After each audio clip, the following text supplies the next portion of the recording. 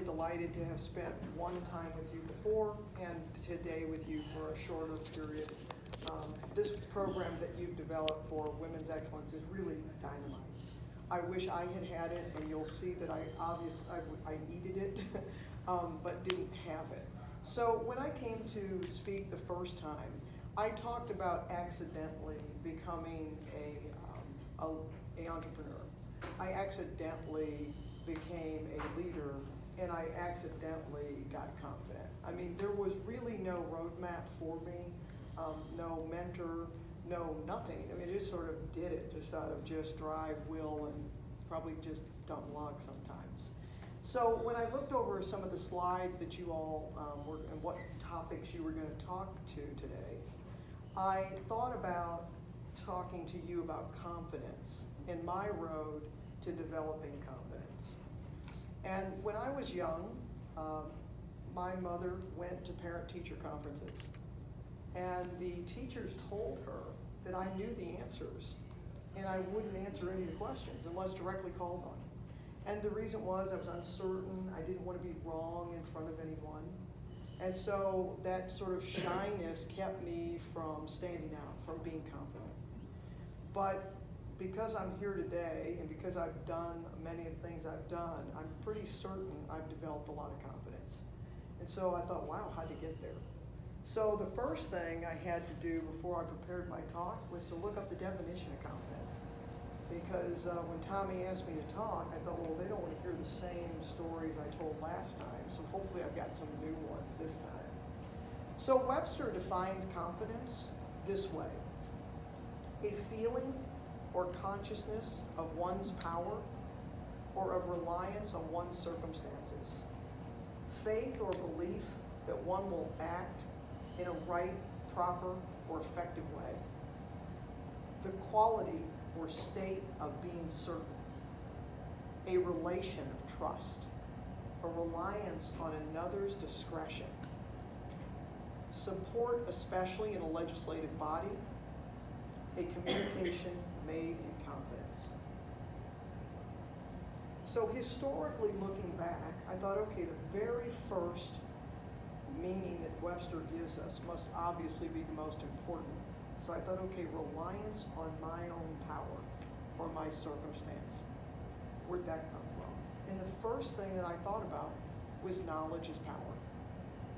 So in 1988, when I came to work in my father's business, I had no operational experience of any type. What I had was a bunch of educational experience, followed by 3.5 years of administrative experience, and nothing in the world would have prepared me for working in produce, which is fresh, supply chain management, and probably arguably the hardest because it's fresh. So I knew nothing. I started really low level and asked a ton of questions, which by the way annoyed all the other employees, and just learn. And I had to do everything. I mean, I learned everything. There was no one there to teach me. It was a real skinny organization, probably 12 employees, and that included them all. The drivers, the warehouse guys, my mother, my father, me, maybe a bookkeeper. That was it. That's all we had. And so I learned. I learned how to buy. I learned how to load trucks. I worked there at nights. I worked days. I worked all the time. I went to school and kind of worked all the way around it. But over a long period of time, I became an expert. And only is it when you're an expert that you are confident enough to say, hey, what if we did it this way? It's more efficient. We'll make more money. What if I did it this way? Could that save us money? Just the same as making money. Or what if we did this series of things and our customers had a much easier time purchasing from us and being a customer of ours? So what I would say to you is that comes from a great base of experience and expertise. You have to be an expert to have the confidence to do that. Now again, remember, I didn't know any of this going forward. I'm only looking backwards to know it. So I started thinking of what was the first example in my career that made me know I had really become an expert. So I got there in 1988. It's not going to, by the way, take you guys this long, so don't get scared. In 2011, I decided that we should implement a warehouse management system. And those are those tiny little stickers you see on every case of produce that comes into each restaurant every day. Those stickers are license plates. That license plate tells us that you got that product.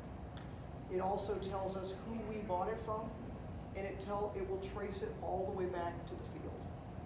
So in the event of any issue, we can go one step back, and we can actually go about two back. Two back, one forward, I'm sorry. So the very first night that we're going to institute putting stickers, and you have to electronically wand those stickers so it tracks it in our system. All the stakeholders are there. We have the guys that run the software system. All the customer service is there. All the management team is there. All the night operations people are there, plus their managers. And we launch. And for like 2 hours, there's this wild sort of scrambling downstairs. And we're all upstairs, and we're running up and down. And finally, the 2 night managers come up, and they said, we can't do this. This is never going to work. We're never going to succeed. We can't put these stickers on the cases and wand the right things, and we'll never get the trucks loaded, and customers will never get product. Let's disband this right now and just stop. And I said, really? I said, well, here's what I think. And this is where you have to be really confident, and you have to be an expert. I said, well, here's the thing, guys. It is done. It has been done. We are going to do it. And you're either going to do it with me, or I'm going to do it without you. They went back downstairs, and they started stickering the cases, and they wanded all the cases, and we got them on the trucks, and the trucks left. And we've been utilizing the WMS system ever since. It took a lot of confidence. You have to be ready. And I was ready. But that was the first time I kind of been thinking back that I was really ready. So the second definition that Webster gave us was belief in one's ability to act right, proper, and in an effective way. And for me, that's big. So I told you I came to my dad's company in 1988. I think I told you that the first time. When I got there, I had no idea what I was going to do. In fact, I never thought I'd still be there, so I am. But when I left Pacificorp, it was a large, diversified company. It was huge. It was a $7 billion organization. People went to work there, they started their careers there, and they ended their careers there. Virtually no one left. And as you'll recall, I left and they asked me in my exit interview, gee, Joan, why are you leaving? And I said, because I want to go out and affect and change people's lives. I actually said that at 26. I had no idea what that meant. So when you asked me to speak in front of you the first time, I realized that over a long period of time, I had developed a philosophy about acting right, about acting properly in an effective way. And what was that philosophy? It was a philosophy that I could build an organization with great people that had great passion, that it could achieve great results. That my company could be not only my American dream, but all my employees' American dream. That we could build a distribution company together that would be your American dream. But you have to do that with a philosophy, a confidence in a philosophy. And for me, where that came from was no better demonstrated than in 1985, long before I got there. They'd gone out as a company and gotten group health insurance. And in 1985, for like a 12-person company, that was a pretty big deal. They wanted to do it, thought it was the right thing to do. So when I got there in 1988, it was sailing along.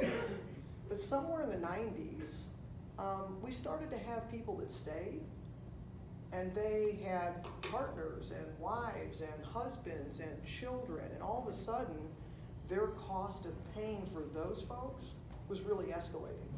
So we said, hey, maybe as an organization, it might be a good idea. What if we lower the amount we reimburse for employees from 100% down to like 70, and we pay 70% of the cost for the dependents?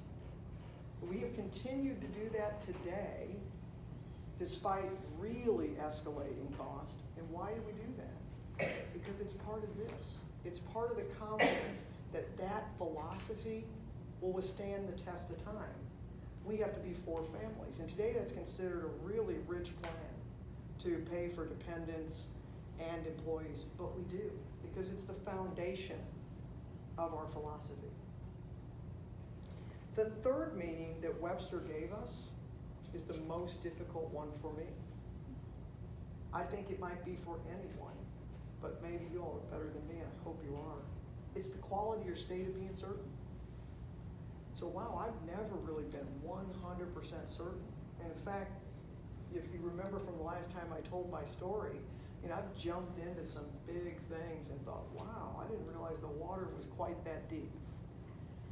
But I've also realized over time that being certain doesn't come from somewhere. It came from the first two things that Webster told us the meaning of confidence was. Why do I have confidence even though there's uncertainty? Why am I more certain? Well, for me, that's because I've built it on a foundation of expertise.